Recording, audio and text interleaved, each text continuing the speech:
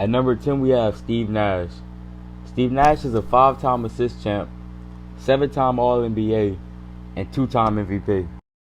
We don't look at Steve Nash as a scorer, but Steve Nash against Dallas Mavericks 2005, after he left the Mavericks, he averaged 30 and 12 on the Dallas Mavericks. He also led his team to 4 Western Conference Finals, only to lose to some of the best players ever. Kobe, Dirk, Tim Duncan. I feel as though if it wasn't for them players, we'll be looking at Steve Nash as an NBA champion somewhere, and we wouldn't be looking back at his MVPs like, oh, them gotta be some of the sorriest MVPs, or he stole Kobe MVP, he stole Shaq MVP. We wouldn't be looking at it like that if it wasn't for those 3 players. At number 9, we have James Harden. James Harden is a 3-time scoring leader, a 1-time assist leader, and 4 players in history averaged more than 36 points. Wilt, Elgin Baylor, Michael Jordan, and yours truly, James Harden. Harden is also one of 7 players to win a scoring title and an assist title.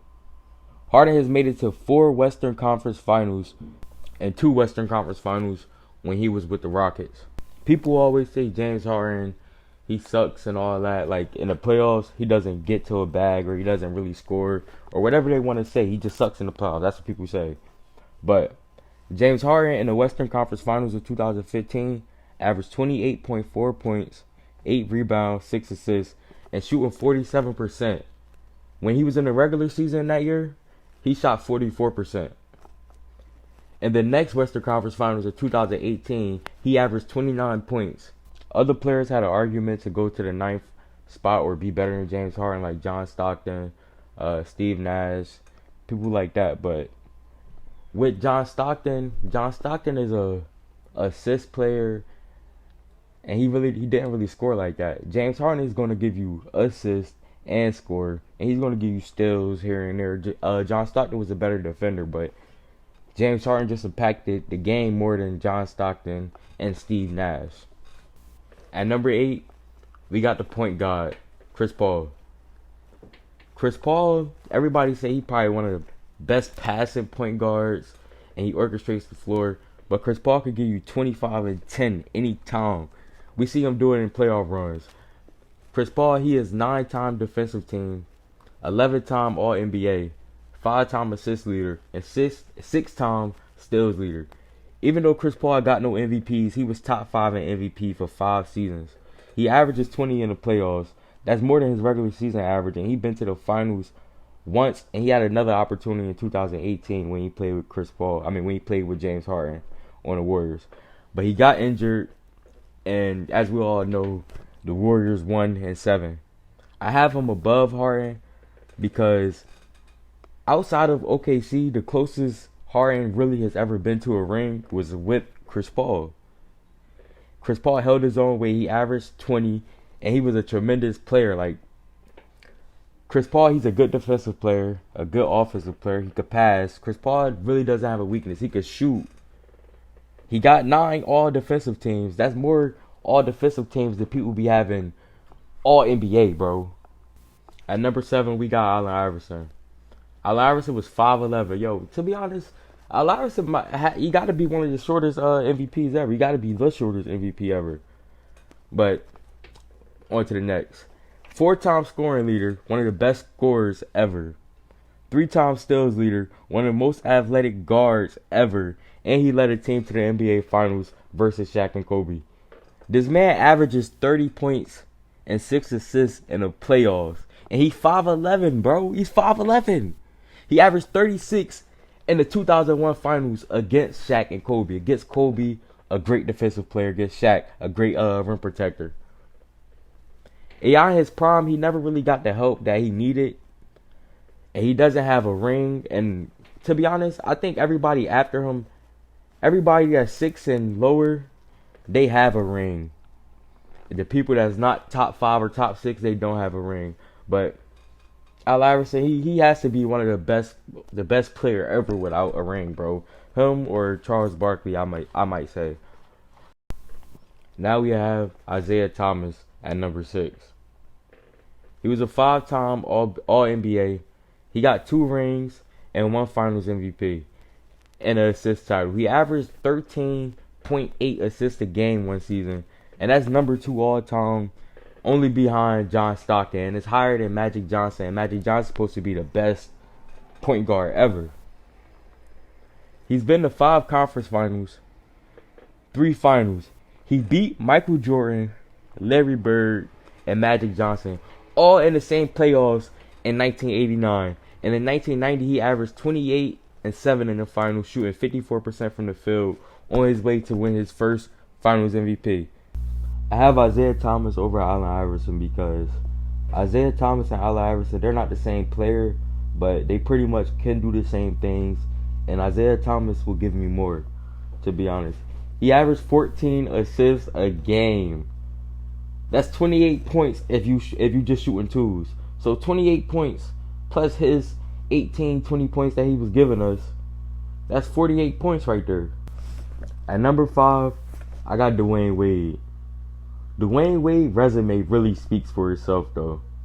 8-time All-NBA, 1-time scoring champ, 3-time All-Defense, and a 3-time champion. He was an underrated passer and led a team to the NBA championship in 2006 with Shaq, and Shaq wasn't playing his best. Shaq was averaging about 18 points. Dwayne Wade was averaging 35 points, 8 rebounds, and after he even went down 0-2, next game 42, next game 36, next game 43, next game 36, and he ain't lose another game. The thing that puts Wade above all these other players is that Finals MVP. He won it with Shaq, and we say Allen Iverson didn't really have no help. Hey, Shaq wasn't helping like that. And even with Isaiah Thomas, he had Joe Dumars. Joe Dumars in the 1988 Finals, he averaged 27 points, bro, and won the Finals MVP. So if we put in Dwayne Wade at his best versus Isaiah Thomas at his best versus Allen Iverson at his best, I got Dwayne Wade, because Dwayne Wade, as he showed you, he can lead a team to a championship. And then even after leading the team to a championship, he could be the second best player on the championship team. So his resume, to be honest, it speaks for itself. And that's why I have Dwayne Wade at number 5. Number 4 through 1, all these players have something in common. They all have a Finals MVP and a regular season MVP. But at number 4, I got Stephen Curry.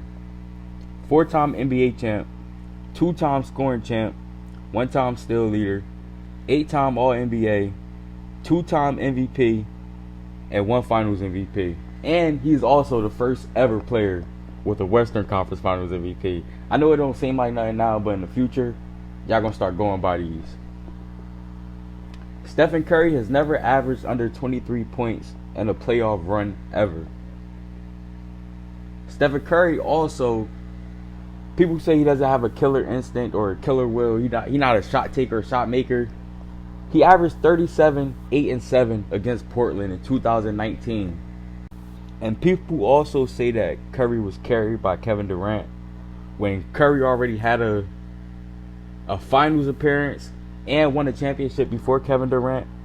But in 2017 and 2018, he averaged 27 points both years in the NBA Finals. So I don't see how Stephen Curry was carried. But other than that, even without those Kevin Durant championships, Curry would still have 2 finals, 1 Finals MVP, and just won another Finals.